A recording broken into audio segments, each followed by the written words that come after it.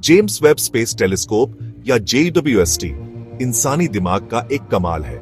यह अब तक का सबसे बड़ा और सबसे पावरफुल टेलीस्कोप है जिसे अंतरिक्ष में भेजा गया है। JWST हमें अंतरिक्ष में पहले से कहीं ज्यादा गहराई तक देखने की ताकत देता है। अपने इंफ्रारेड विजन से यह गैस और धूल के बादलों के पार भी देख सकता है। यह दूर के तारों और गैलेक्सीज के राज खोलता है। हाल ही में JWST ने एक अद्भुत खोज की है। इसने एक नवजात तारे की शानदार छवि का अनावरण किया है। यह अवलोकन तारों के जन्म और ग्रह प्रणालियों के निर्माण के बारे में अभूतपूर्व अंतर्दृष्टि प्रदान करता है।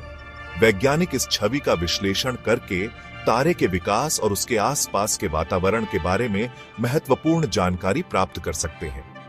यह खोज ब्रह्मांड की विशालता को समझने में हमारी मदद करती है। JWST की इस नई खिड़की ने हमें तारों के जन्म की प्रक्रिया को करीब से देखने का मौका दिया है। K2-18b पर DMS का पता लगना पृथ्वी के बाहर जीवन की खोज में एक महत्वपूर्ण कदम है। ये JWST की शक्ति और दूर की दुनियाओं के रहस्यों को उजागर करने की इसकी क्षमता को दर्शाता है। हालांकि इस खोज को सावधानी पूर्वक आशावाद के साथ देखना जरूरी है। अकेले DMS की मौजूदगी K2-18b पर जीवन की पुष्टि नहीं करती। इस गैस के उत्पादन की दूसरी गैर जैविक प्रक्रियाएं भी हो सकती हैं। इस दिलचस्प एक्सोप्लैनेट की असली प्रकृति को समझने के लिए और ज्यादा अवलोकन और विश्लेषण की जरूरत है।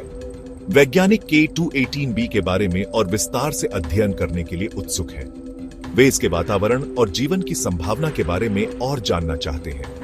वे अन्य बायोसिग्नेचर जैसे मीथेन, ऑक्सीजन और जल वाष्प की तलाश करेंगे। सही संयोजन में ये रासायनिक यौगिक जीवन की उपस्थिति के लिए मजबूत सबूत प्रदान कर सकते हैं। जैसा कि हम जानते हैं, पृथ्वी के बाहर जीवन की खोज एक गहन प्रयास है। यह ब्रह्मांड में हमारे स्थान की हमारी समझ को चुनौती देता है। K2-18b पर DMS की खोज हमें याद दिलाती है कि हम अकेले नहीं हैं। ये हमारी जिज्ञासा को बढ़ाता है और हमें ब्रह्मांड की खोज जारी रखने के लिए प्रेरित करता है। जब हम तारों के बीच जीवन की खोज कर रहे हैं, हमें यहां पृथ्वी पर एक बढ़ते हुए संकट का सामना करना पड़ रहा है। जलवायु परिवर्तन का प्रभाव दिन ब दिन स्पष्ट होता जा रहा है। समुद्र के बढ़ते स्तर, अत्यधिक मौसम की घटनाएं और पारिस्थितिक तंत्र में व्यवधान हमारे ग्रह और उसके सभी निवासियों के कल्याण के लिए खतरा है। जलवायु परिवर्तन के मुख्य कारणों में से एक वायुमंडल में कार्बन डाइऑक्साइड या CO2 की अधिकता है। CO2 एक ग्रीन हाउस गैस है जो सूरज से गर्मी को रोकती है और ग्रह को गर्म करती है। ऊर्जा के लिए जीवाश्म ईंधन जलाने जैसी मानवीय गतिविधियां वायुमंडल में भारी मात्रा में CO2 छोड़ती हैं। जलवायु परिवर्तन से निपटने के लिए एक बहुआयामी दृष्टिकोण की आवश्यकता है। हमें जीवाश्म ईंधन पर अपनी निर्भरता कम करने, स्वच्छ और नवीकरणीय ऊर्जा स्रोतों पर स्विच करने और जलवायु परिवर्तन के प्रभावों को कम करने के लिए नई तकनीकों को विकसित करने की आवश्यकता है। ऐसी ही एक तकनीक जो आशाजनक है, वह है कार्बन कैप्चर। इस तकनीक का उद्देश्य विभिन्न स्रोतों से CO2 उत्सर्जन को रोकना है, जिससे उन्हें वायुमंडल में प्रवेश करने से रोका जा सके। हालांकि अभी भी विकास के शुरुआती चरण में है। कार्बन कैप्चर में जलवायु परिवर्तन का मुकाबला करने में महत्वपूर्ण भूमिका निभाने की क्षमता है। भाग 4, अदृश्य खतरे को पकड़ना। कार्बन कैप्चर औद्योगिक प्रक्रियाओं, बिजली संयंत्रों या सीधे हवा से कार्बन डाइऑक्साइड को रोककर काम करता है। फिर पकड़े गए कार्बन डाइऑक्साइड को भूवैज्ञानिक संरचनाओं में भूमिगत रूप से संग्रहित किया जा सकता है या विभिन्न अनुप्रयोगों में उपयोग किया जा सकता है। कार्बन कैप्चर तकनीक के एक्शन में एक उदाहरण आइसलैंड में क्लाइमवर्क्स प्लांट है। यह सुविधा हवा में खींचने के लिए बड़े पंखों का उपयोग करती है और विशेष फिल्टर का उपयोग करके कार्बन डाइऑक्साइड को पकड़ती है।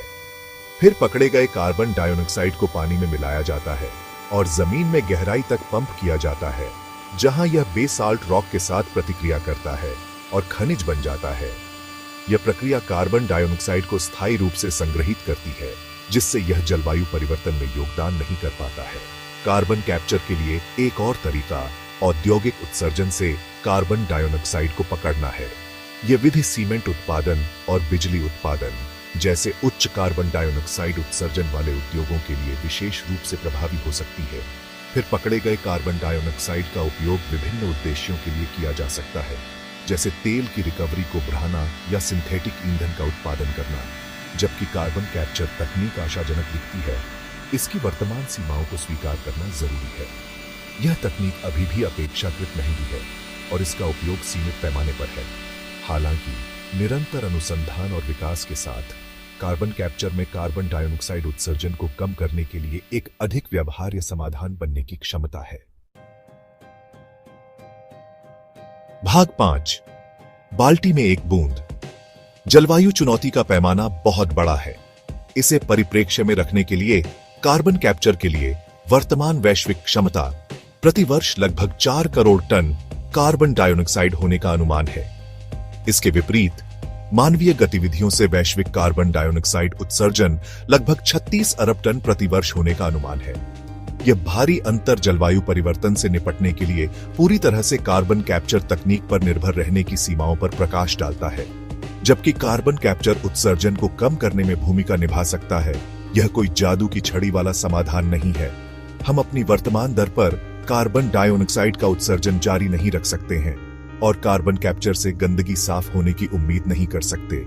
जलवायु परिवर्तन का प्रभावी ढंग से मुकाबला करने के लिए हमें मूल कारण का समाधान करने की आवश्यकता है, जीवाश्म ईंधन पर हमारी निर्भरता।